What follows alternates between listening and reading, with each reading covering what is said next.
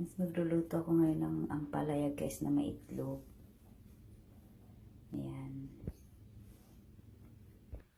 Yan, gigisa na natin siya sa kamatis ng sibuyas na may sili, may bawang. Ayan, ang ampalaya guys. Yan. Kunti lang siya guys, siyempre. Dalawa lang naman kami ng apo ko. Yan, kunti lang siya. Tapos dalawang itlog. Ayan.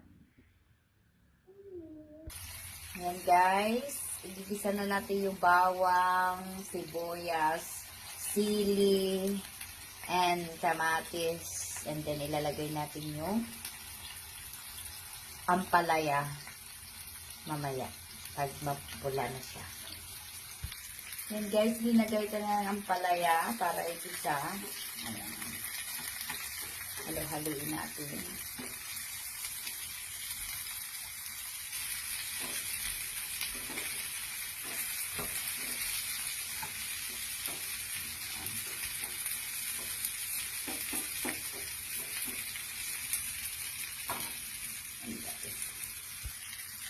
Ayan. Lagyan ko siya guys ng kunting bitchin. Ayan. Yan ihalo.